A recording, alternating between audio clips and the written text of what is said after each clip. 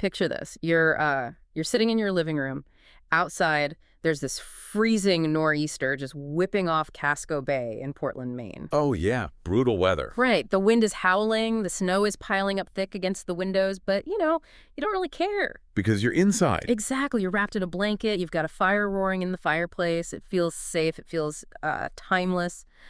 But what if I told you that right behind the drywall, right inside that brickwork you trust to keep you warm, there is like an absolute slow-motion war taking place? Yeah, it really is a battle of physics. And it's wild because homeowners are almost universally oblivious to it. Until they get the bill. Right, until they're staring at a massive repair bill or, worse, a house fire. Yeah. The elements outside are actively tearing apart the very materials keeping that fire safely contained inside. So, welcome to today's deep dive.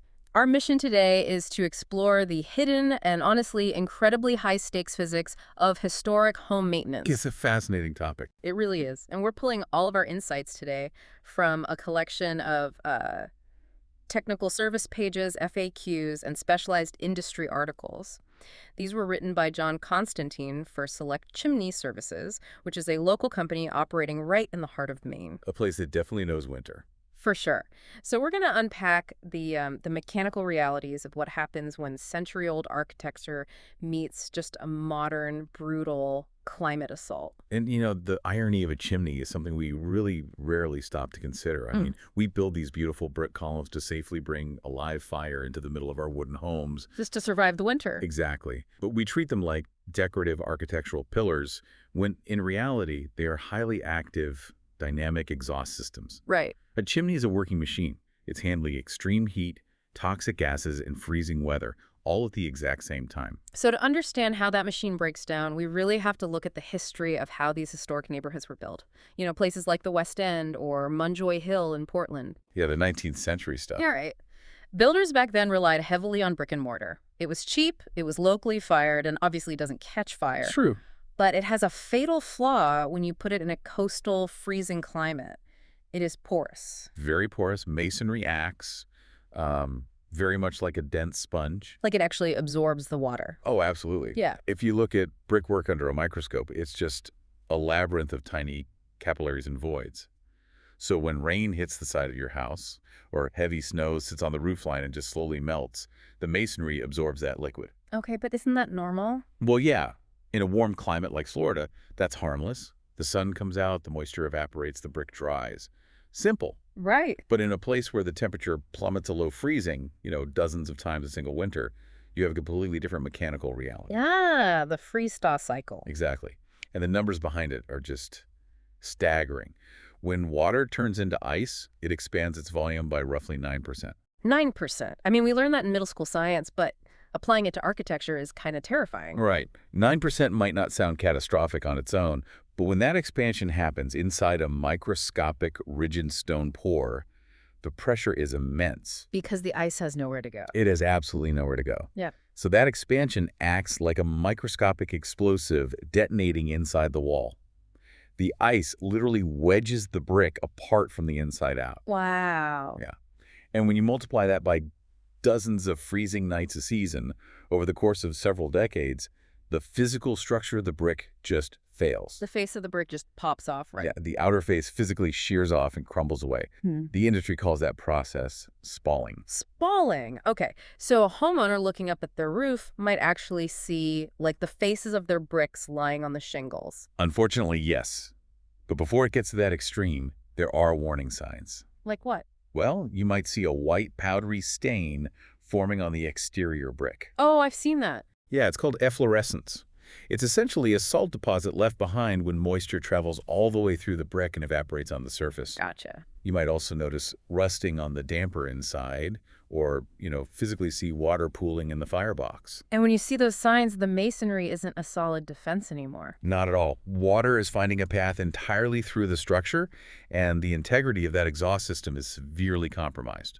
Okay, so I want to challenge the standard approach to fixing this. Okay, go for it. Because my first instinct as a homeowner would be to just block the water completely. Like if porosity is the fatal flaw, Why can't I just go to the hardware store, buy a massive bucket of thick, waterproof latex paint, and seal the brick shut? Oh, man. Just wrap the entire chimney in an impenetrable, waterproof skin so the rain bounces right off. Seems logical, right? It seems logical, but sealing a historic chimney with heavy paint or a non-breathable sealant is actually one of the most destructive things you can possibly do to a house. Wait, really? Why? If the water's coming from the outside, shouldn't a barrier stop it? Because you are forgetting about the water coming from the inside. Inside the house? Yeah. A home produces a massive amount of internal moisture vapor. Think about cooking, showering, indoor humidity, and simply, human beings exhaling. Oh, wow. I didn't even think about that. Right. All of that creates vapor that naturally migrates outward through the walls and the chimney structure. A chimney has to be able to breathe. Okay, so if I paint the outside... If you paint the exterior brick with a waterproof seal, you trap all that internal moisture inside the masonry. Oh, no. Yeah. The vapor travels through the brick, hits that impermeable paint layer, condenses back into liquid water just beneath the surface, and then freezes when the temperature drops. You are trapping the enemy inside the gates. Exactly. You've just guaranteed that the ice explosion happens directly behind the paint layer. You accelerate the spalling drastically, like whole sheets of painted brick will shear off the house. That sounds like a nightmare. So what's the alternative? The professional alternative is a highly specialized chemical treatment. It's called a vapor-permeable silane-siloxane waterproofing. Siloxane. That sounds intense. How does a liquid sealant actually know the difference between a raindrop trying to get in and, water vapor trying to get out? It's all about physics again. Yeah. It alters the surface tension of the brick at a molecular level without physically plugging the pores. So the holes are still there? The holes are still there. The silane-siloxane molecules penetrate deep into the masonry and bond with the silica. They create a hydrophobic environment. Okay. So large, heavy, liquid water molecules like rain or melting snow, they just beat up and roll off immediately. But the vapor can still get out. Exactly.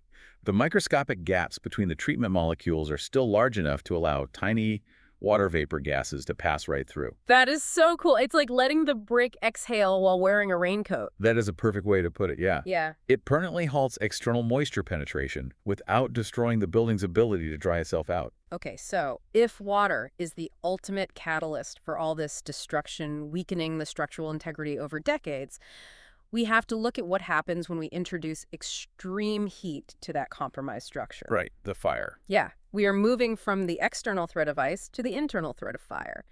And this introduces a byproduct that seems to be like the absolute bane of the chimney industry. Creosote. Full creosote. It is unavoidable. What exactly is it? Well, every time you burn wood, the combustion process is never 100% efficient. Smoke isn't just hot air, It carries unburned wood particles, moisture, and volatile gases. Okay. As that smoke travels up the chimney flue, it hits the cooler air near the top of the masonry. Those gases condense and they cling to the interior walls, forming this sticky, highly flammable substance. And over time, that bakes into a hardened glaze, right? Exactly, a highly combustible glaze. And it physically chokes off the oxygen supply within the flue, which makes your normal fires burn less efficiently. Yeah, you'll notice poor draft. But the terrifying part is the ignition risk. All it takes is a single stray spark riding the draft up the chimney to ignite that glaze. And a chimney fire fueled by creosote is not just, a larger version of a fireplace fire. No. The intensity is catastrophic. A creosote chimney fire burns at upwards of 2,000 degrees Fahrenheit. Wait, 2,000 degrees? Yes. That is hot enough to melt aluminum. How is the standard wooden framing of a house not instantly bursting into flames the second that happens? Well, the only thing standing between that 2,000-degree plasma and your combustible wall studs is the flue liner and the brick. And the brick is already weakened by the ice. Right, and this is where we have to evaluate what Victorian and mid-century builders were actually using for liners. Which was clay, mostly, right? Yeah. For generations, the standard was traditional terracotta clay tiles. And, clay was abundant and handled normal fireplace temperatures just fine. But clay has a major liability in this specific environment. It's rigid and it's porous. Which brings us to thermal shock. Yes, thermal shock is the killer here. Let's paint a picture of this physics problem. Imagine -10-degree coastal wind whipping against the outside of a brick column. Freezing cold. Right. And inside that exact same column, separated by maybe 4 inches of 100-year-old earth, you suddenly have a 2,000-degree fire. It's massive. That is a 2,000-degree temperature differential occurring simultaneously across a rigid material. It is the equivalent of taking a frozen glass baking dish out of a deep freezer and immediately pouring boiling water right into it. Oh, man. It just shatters. Exactly. The material simply cannot expand fast enough to accommodate that violent shift in energy. The historic clay tiles instantly shatter. They crack, shift, and fall apart. And once that clay lining shatters, that 2,000-degree heat transfers directly through the gaps, melts the surrounding mortar, and hits the wood framing of the house. And that is precisely how catastrophic house fires occur. The containment field has essentially failed. So what do? You can't exactly crawl down a chimney to glue shattered clay back together. No, definitely not. The professional fix requires a complete architectural upgrade. The industry standard now is installing high-grade stainless steel liners. So we're moving from rigid earth to flexible metal. Yeah, metal changes the entire dynamic. A stainless steel liner runs the entire vertical length of the chimney, creating a seamless, completely airtight exhaust corridor. And it handles the heat better. Way better. The primary advantage is that it completely resists thermal shock. Metal can expand and contract safely without cracking. That makes sense. It prevents toxic carbon monoxide from leaking into the living spaces, and it contains the extreme heat, completely isolating that vulnerable historic masonry for the combustion process. Okay, I hear the physics here, and the science makes complete sense. But I want to play devil's advocate for a second on behalf of the homeowner who is listening and thinking, well, I barely use my fireplace. Ah, the holiday fire scenario. Exactly. Let's say someone lights a fire exactly once a year, just for the holidays, to get that cozy ambiance. The chimney is sitting completely empty for 364 days. Do they really need to hire a professional for an annual sweep and inspection, or is that just, an upsell? It's definitely not an upsell. The National Fire Protection Association explicitly mandates annual inspections regardless of usage frequency. And there are two very vital mechanical reasons for that from the sources. Okay, what's the first one? First, the weather damage we discussed is entirely passive. Because the chimney is still outside. Right. Even if you never light a single fire, your chimney is sitting outside, enduring dozens of freeze-thaw cycles, absorbing moisture, and structurally degrading.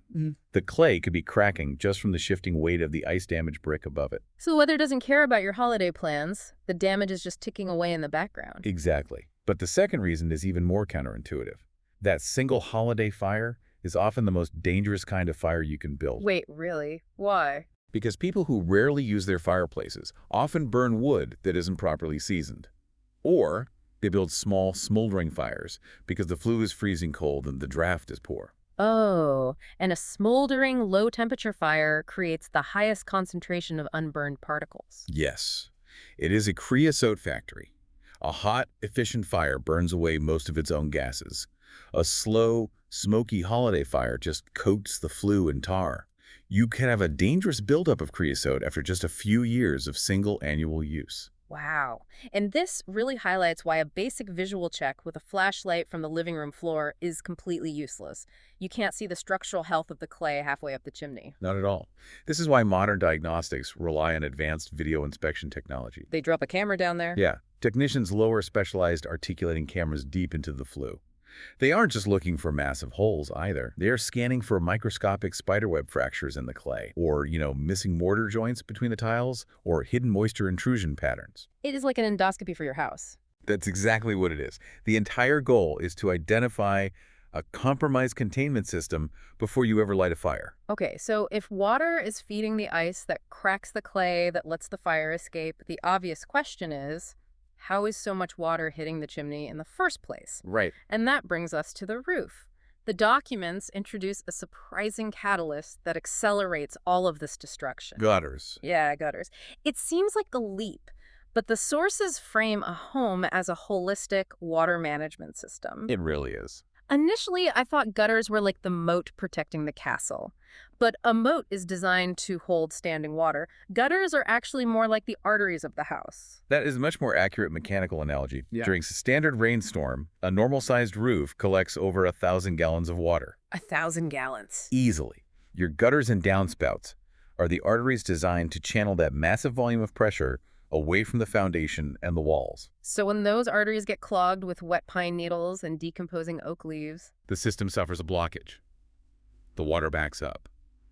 And, water will always find the path of least resistance. So it overflows. It overflows the aluminum, rots out the wooden fascia boards, and crucially, it often waterfalls directly onto the base of the chimney chase. Oh, so you are essentially delivering a concentrated, pressurized dose of water right to the porous brick we are trying to protect. Precisely. It accelerates the spalling and decay exponentially. But in a freezing climate, an overflowing gutter creates a much more acute threat, right? The ice dam. Oh, ice dams are a nightmare. Well, let's break down the mechanics of an ice dam because it sounds awful. Well, when your gutters are choked with debris, they trap pools of standing water. When the temperature drops below freezing, that standing water right at the edge of your roofline freezes into a solid, heavy block of ice. Okay, so you have a block of ice in the gutter. Right. Now, the heat from your living room naturally rises into the attic. That warms the upper portion of the roof and melts the snow sitting up there. So liquid water runs down the slope of the roof. Until it hits the solid block of ice sitting in the gutter. It has nowhere to drain. Because the gutter is full of ice. Exactly. So the liquid water pools, backs up, and is forced underneath the roof shingles. It physically pries the shingles apart. Wow. It tears open the protective flashing around the chimney base, and it pours directly into the walls and ceiling of the house. That is destructive. Very.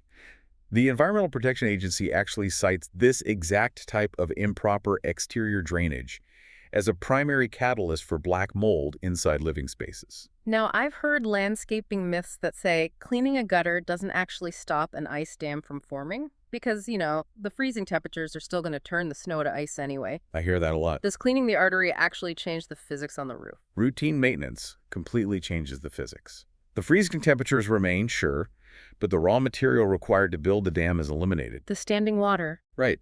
If your downspouts are clear and the aluminum is pitched correctly, the melting snow from the warm upper roof flows down, enters the gutter, and immediately drains away to the ground. Because there is no trapped standing pool of water at the roof's edge, there is nothing there to freeze into a solid blockade. Exactly. By clearing the debris, sealing the seams, and ensuring proper drainage, you remove the architectural choke point. So managing your gutters is not just some aesthetic weekend chore. No, it is a direct, critical investment in the structural longevity of the chimney and the roof.